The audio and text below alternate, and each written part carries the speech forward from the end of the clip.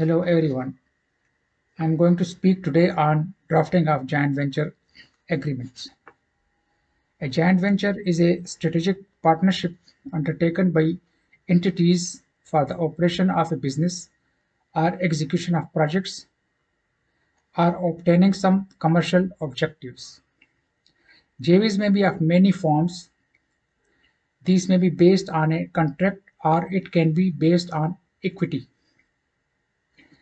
The duration for which the JV is formed may also vary.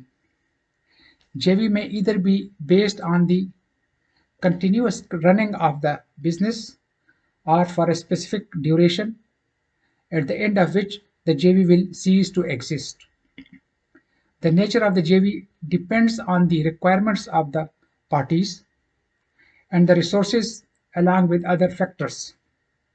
It is fully upon the parties to decide the purpose, duration, and structure of the joint venture. The synergies of two or more entities allow them to enter in a market which they were unable to do on their own. Major resources such as technology or intellectual properties are the backbone of any organization. Same applies to JVs. The pooling of resources, easy access to the market, easy access to technology, synergy, sharing of risks and knowledge, etc., are some of the reasons why entities prefer JVs as a form of a corporate structure. Forming a JV involves various steps, starting with identifying and assessing a viable JV partner to enter into an agreement. JV transactions require different documentations and other related and ancillary agreements. Prior to execution of a JV, an MOU or a letter of intent is normally signed by the parties in order to express the intention of the parties to enter into a JV. A JV agreement is the heart and soul of any JV. It lays down the object and purpose of the JV. It also provides for the structure, rights, and obligations of parties, the manner in which the business is to be conducted, the profit sharing ratios, dispute resolution, etc. An ideal JV agreement should contain all the relevant clauses that have been agreed upon by all the participating parties. JV agreement should not be ambiguous and must try to cover all foreseeable and unforeseeable situations that might arise, as the smooth functioning of any JV depends on the JV agreement. Ambiguity in the agreement will hamper the functioning. A JV agreement can be said to be the constitution of the JV. It is crucial that important clauses are efficiently incorporated into a JV agreement. Although the clauses in a JV may vary from one JV to another.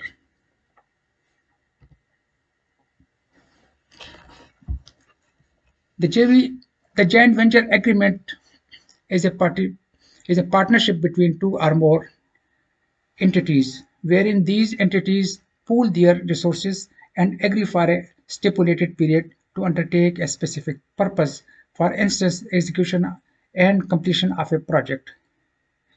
This may be a new project or other kind of business. The JV is an unincorporated entity separate from the entity's existing businesses. The JV agreement lays down the structure, the rights and obligations of parties, functioning, participating interests of the parties, the distribution of profit, management, etc. The JV terms clarifies all these, including confidentiality, governing law, dispute resolution, and termination of the JV. Features of JV. Following are the features of a JV. A giant control of the JV partners exists over business assets, operations, administration, and financial management. The JV agreement is legally enforceable agreement. On the breach of any term and condition of agreement by any of the party, both parties can sue each other on the basis of joint venture agreement. Once the term or purpose of the joint venture is completed, the JV agreement comes to an end and the accounts of the JV partners are settled when it is dissolved. The JV partners are free to carry on their own business unless otherwise provided in the JV agreement during the life of the JV. Important clauses of the JV. Definition parties to the JV, the business objectives and purpose of the JV, the structure of the JV, contribution of parties, distribution of shares, management, financial arrangements, profit loss sharing, rights and obligations of the parties, indemnity clause, confidentiality, governing law, dispute resolution, termination. These are some of the provisions to be added to be incorporated in the JV agreement. Definition clause. This is the first and important clause that defines all the relevant terms in the JV agreement. This clause avoids any misunderstanding and ambiguity in the JV. Some words or provisions are assigned restrictive definitions for the purpose of interpretation of the JV agreement. Definition clause confirms a mutual consensus between the parties as to what a certain provision means. It is highly recommended in JVs, particularly if the JV involves a high level of technical work. Definition clause clarifies various acronyms used in the JV. For instance, the QCS 2014 of Qatar may be referred to as the code in the JV. Parties to the joint venture. Mentioning and specifying the parties involved in a JV agreement is very crucial. It is possible that the original entity is not the investing entity and the investing entity may be the parent company of the original entity. It must be confirmed that the JV agreement is binding to the investing party and the original entity. The parties to a JV agreement must be defined. This clause must mention correct and full names of the parties, registered offices, place of conducting business, and number of business registration document, etc. Purpose of joint venture. This clause lays down the purpose for which the JV agreement is being executed. This clause must be elaborated, clarified, and specified, as narrow definition of the business or objective may lead to dispute in the future. The clause should explain clearly about the objectives of the JV and the jurisdiction in which the business will be carried out. Technical details should be mentioned under this provision. The language of this provision should be clear, precise, and unambiguous. If a JV is to be terminated on the completion of a specific project, then the procedure to measure the accomplishment of the project must be specified in this provision.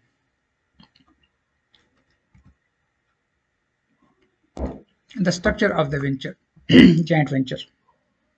The parties to the JV agreement are free to mutually negotiate and agree on the terms of the structure. There is no specific rule or formula as to the structure of a JV. The structure of JV should be laid down under this provision. The parties may enter into a contractual JV agreement. This provision should be incorporated with the details of the formation of the JV and specify the registered office and the location from where the JV will be conducting its business. Contribution of JV partners. The partners to the JV agreement will agree on the quantum and the nature of the contribution they will provide, and they will decide how much capital they want to invest in the JV. The nature of contribution by the JV partners can be in the form of capital, intellectual property, debt, or equity. The nature of contribution may be in the shape of distribution channels, management skills, machinery, goodwill, or any other non-cash consideration. The capital ratio contributed by the JV partners is not necessarily be equal, so the specific information of the contribution by the JV partners are required to be specified under this provision. The distribution of shares. The distribution of shares is a critical area to be clearly specified. The shareholdings decide the proportion of ownership between shareholders. The distributions of shares are not necessarily be equal, it may be of different ratio. The shares can be distributed by a mutually agreed ratio or on the basis of the capital contribution of the JV partners. The shareholding ratio affects the decisions of the JV. Equal ratio would mean that both the JV partners would be on equal footing. So the distribution of shares should be spelled out in the JV. Management clause. Management clause lays down the representation of the JV partners on the board. The ratio of representation depends on shareholding positions. The JV partners may also agree upon establishing a management committee instead of appointing the board of directors, where the JV agreement has been executed for a particular project. The board of directors or the management committee oversees the business of the JV. All JV partners should nominate their representatives and concur on the functioning of the management.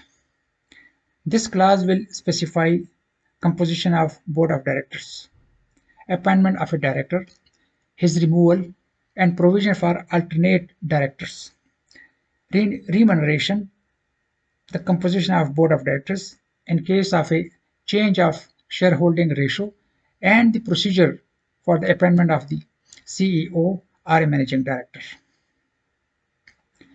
The decisions are approved upon the majority vote of board of directors. There should be a balance of power. Neither party would want to get outvoted. This clause will also lay down the conduct of board of directors or the managing committee. Financial management. This clause lays down the ratio of profit and loss sharing and capitalization. The ratio in which the profit shall be distributed must be specified in the JV agreement and lay down the profit distribution policy and the amount of profit to be transferred to reserves, including provision for bearing the losses.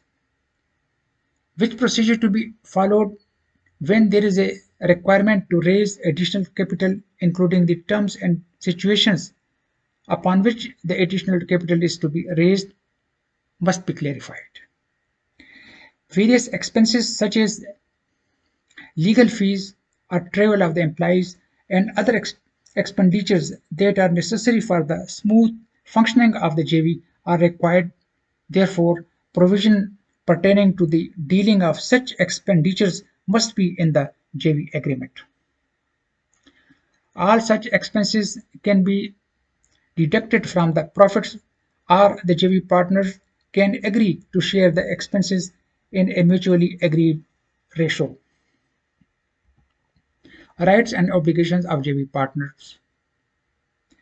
The JV partners have certain rights and obligations. This clause must specifically explain in detail the rights and obligations of JV partners to avoid future disputes and misunderstandings. For instance, if one JV partner has agreed to procure raw materials and the other has concurred to provide the processing facility, then these functions would come under the obligations of the JV partners, as these are the main functions of the JV. Specifications of products procured by any partner should also be clarified in this clause to make the agreement free of ambiguities and confusion. This clause must explain JV partners' rights and the way in which they can exercise such rights. The extent of exercising such right must be incorporated in the JV. The rights of JV partners may comprise of voting right, the right to information, the right to inspect the books of accounts, etc. Indemnity clause.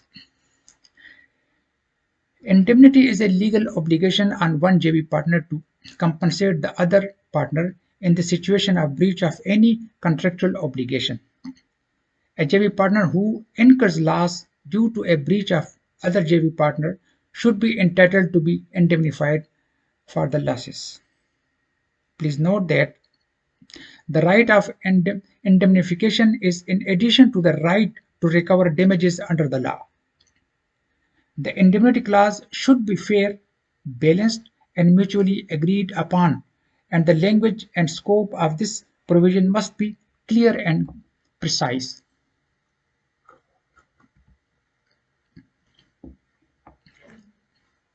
Confidentiality. While entering into a JV agreement, the JV partners tend to disclose key information of the entities.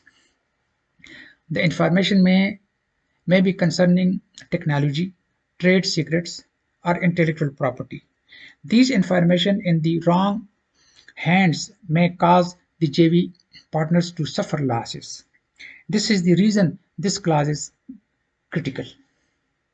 This clause should clarify that the information disclosed for the purpose of the JV should not be used for personal gains, and confidentiality should be maintained even after the termination of the JV agreement, or a specified time period should be mentioned to maintain the confidentiality even after the termination of the JV agreement.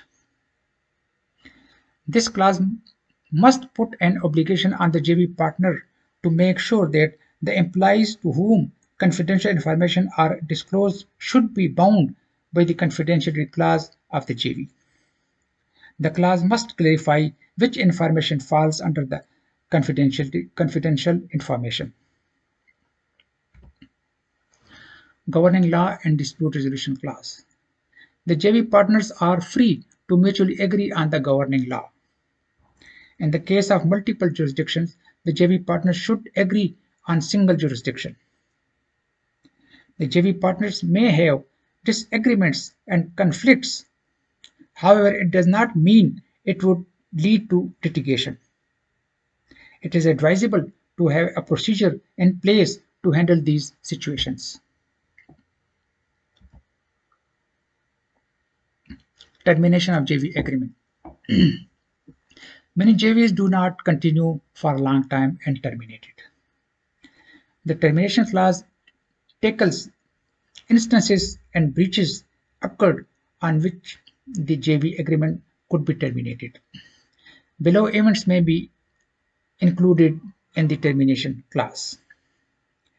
If any JV partner breaches any material provision or any specific term of the JV agreement, the aggrieved JV partner can seek for the JV agreement to be terminated. False representation of facts and false warranties shall render the JV agreement to be void and shall lead to the termination of the JV agreement. When a JV agreement is executed for a specific period of time, or when the JV agreement is entered into for a specific project, then on completion of such time or project, the JV agreement will come to an end automatically. Conclusion. The JV agreement is one of the most important documents in a JV. The above referred clauses are critically important to avoid any ambiguity. Additional clauses depending on the nature of the JV should be added, for example, exclusivity clause, etc. The JV agreements are very flexible in nature and can be amended as per the requirements of the JV and the JV partners. A JV agreement, like other agreements, is legally enforceable. The JV partners at the time of negotiations and agreeing terms should ensure that they have fully understood the provisions and that the JV agreement covers all aspects of the relationship between the JV partners. Thank you.